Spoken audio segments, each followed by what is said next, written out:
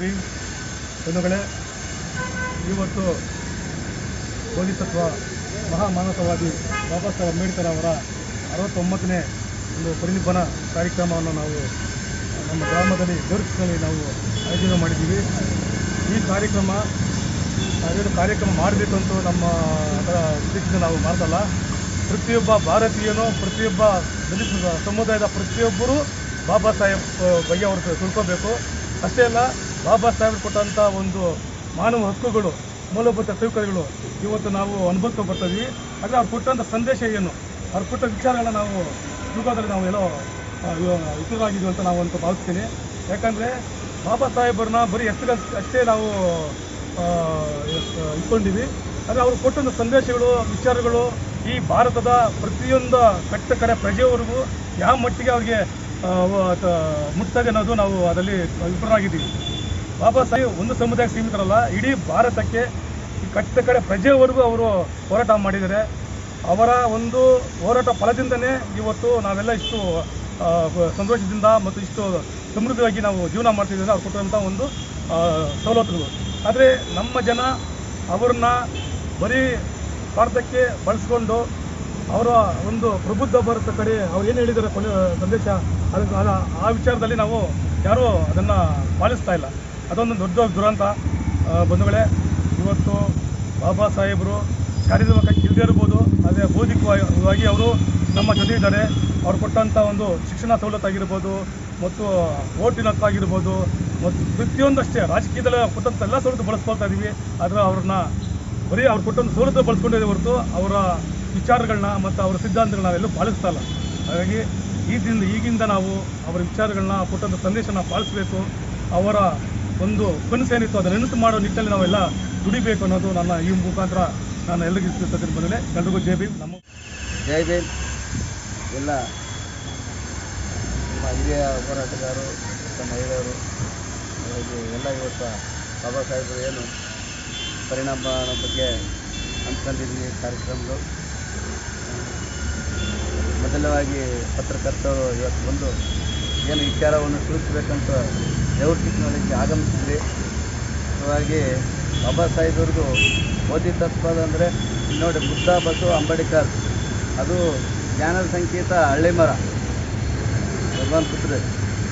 ಅದರಿಂದ ನಮ್ಮ ಜನಗಳಿಗೆ ಎಷ್ಟೇ ಹೇಳ್ತಾ ಬಂದಿದ್ದಾರೆ, ನೀವು ಬುದ್ಧ ನಡಿಗೆ ಮರಳಿ ಮನೆಗೆ ಅಂತ ಹೇಳಿದ್ದಾರೆ. ಬುದ್ಧನ ಕಡೆ ಮಕ್ಕ ತಿರುಗಿಸ್ರಿ, ಆವಾಗ ಶಾಂತಿಯನ್ನು ಸಿಗ್ತದೆ ನಿಮಗೆ. ಸಂವಿಧಾನ ಕೊಟ್ಟಿದ್ದೀರಿ ನಿಮಗೆ, ಅದು ಉಳಿಸ್ಕೊಂಡು ಹೋಗಿ. ಮಹಿಳೆಯರಿಗೆ ಮೊದಲ ಕಾರ್ಮಿಕರ ಇಲಾಖೆಗೆ ಫಸ್ಟು ಆದ್ಯತೆ ಕೊಟ್ಟಿದ್ದು, ದುಡಿಯೋ ವರ್ಗದವರಿಗೆ 8 ತಾಸು ಅವಧಿ ಕೊಟ್ಟಿದ್ದರು ಕಾರ್ಮಿಕರ ಇಲಾಖೆಗೆ.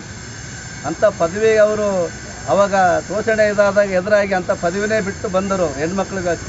ಯಾವತ್ತು ಹೆರಿಗೆಯದಾಗಲಿ ಯಾವುದಾಗಲಿ ನಮ್ಮ ಶೋಷಿತ ಸಮುದಾಯಕ್ಕೆ ದೊಡ್ಡ ಧ್ವನಿ ಅಂದರೆ ಬಾಬಾ ಸಾಹೇಬರು. ಎಲ್ಲರಿಗೂ ಇವತ್ತಿನ ದಿನ 69ನೇ ಬಾಬಾ ಸಾಹೇಬ್ ಸಂವಿಧಾನ ಶಿಲ್ಪಿ ಡಾಕ್ಟರ್ B.R. ಅಂಬೇಡ್ಕರ್ ಅವರ ಪುಣ್ಯ ಸ್ಮರಣೆಯಲ್ಲಿ ನಮ್ಮ ದೇವಸ್ಥಾನ ಗ್ರಾಮದಲ್ಲಿ ಪುಟ್ಟದಾಗಿ ಆಚರಣೆ ಮಾಡ್ಕೊಳ್ತಾ ಇದ್ದೀವಿ. ಯಾಕೆ ಪುಟ್ಟದಾಗಿ ಅಂದರೆ ಅವರ ಸಿದ್ಧಾಂತಗಳು, ಅವರು ಕೊಟ್ಟಂಥ ಸಂದೇಶಗಳು, ಅವರು ಕೊಟ್ಟಂಥ ಸಂವಿಧಾನ, ಅವರು ಕೊಟ್ಟಂಥ ಸೌಲಭ್ಯಗಳನ್ನು ಪಡ್ಕೊಂಡು ನಾವು ಇವತ್ತಿನ ದಿನ ಎಷ್ಟರ ಮಟ್ಟಿಗೆ ಅದಕ್ಕೆ ನಾವು ನ್ಯಾಯ ಕೊಡಿಸ್ತಾ ಇದ್ದೀವಿ ಅನ್ನೋದು ನಮ್ಮಲ್ಲೇ ನಾವು ಕೇಳ್ಕೊಳ್ಳೋಂಥ ಯಕ್ಷ ಪ್ರಶ್ನೆ. ಆ ಪ್ರಶ್ನೆನ ನಾವು ಉತ್ತರವಾಗಿ ಹುಡುಕಿಕೊಂಡು ಅದನ್ನು ಅರ್ಥನ ತಿಳಿದುಕೊಂಡು ನಾವು ಈ ದಿನನ ಆಚರಣೆ ಮಾಡಿದ್ರೆ ಅದಕ್ಕೊಂದು ಪರಿಪೂರ್ಣವಾದ ಅರ್ಥವನ್ನು ಕೊಡುವಂಥದ್ದಾಗಿದೆ. ನಾನು ಒಂದು ಹೆಣ್ಣಾಗಿ ಈ ಸಮಾಜದಲ್ಲಿ ತಲೆ ಎತ್ತಿ 4 ಜನ ಜೊತೆಯಲ್ಲಿ ನಾನು ಧೈರ್ಯವಾಗಿ ಬದುಕ್ತಾ ಇದ್ದೀನಿ ಅಂದರೆ ಅದು ನನ್ನ ಸಂವಿಧಾನ ಕೊಟ್ಟಂಥ ಕೊಡುಗೆ. ಅದನ್ನು ನಾನು ನನ್ನಲ್ಲಿ ಇರುವಂಥ ನನ್ನ ಸುತ್ತಮುತ್ತಲಿನ ಹೆಣ್ಣುಮಕ್ಕಳನ್ನ ನಾನು ಅದು ಅರಿವು ಮೂಡಿಸಿ ನಾನು ನಡ್ಕೊಂಡು ಹೋದಾಗ ಮಾತ್ರ ನಾನು ಅದಕ್ಕೆ ಅರ್ಥಪೂರ್ಣವಾಗಿ ಬದುಕನ್ನು ಸಾಗುತ್ತೀವಿ.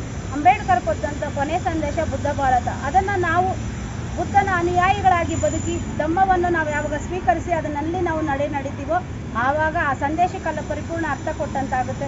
ಮುಂದಿನ ದಿನಗಳಲ್ಲಿ ನಮ್ಮಲ್ಲಿ ಇನ್ನು ಸಮಾಜದಲ್ಲಿ ನಮ್ಮ ಕೊಡುಗೆ ಎಷ್ಟು ಮಟ್ಟಿಗೆ ನಾವು ಅದರಲ್ಲಿ ಸಾಗೋಕ್ಕಾಗುತ್ತೋ ಅಷ್ಟು ಮಟ್ಟಿಗೆ ಅದಕ್ಕೆ ಶ್ರಮಿಸೋಣ.